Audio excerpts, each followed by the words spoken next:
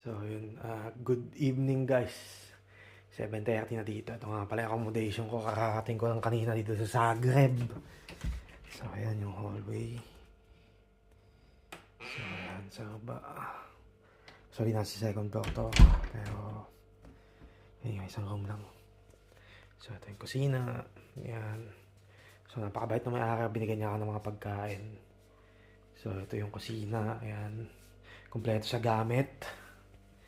May kutsara, lahat, kaldero, nandyan na sa ilalim. Ayan.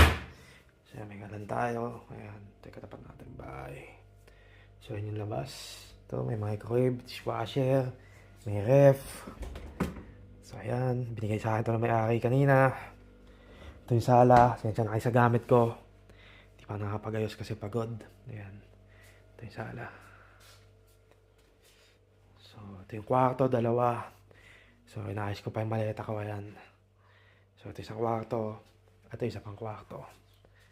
So, ayan, ang ganda.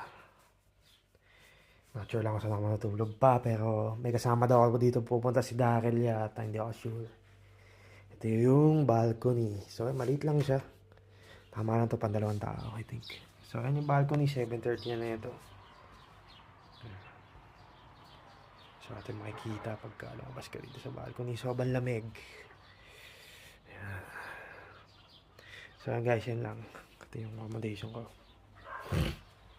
Thank you.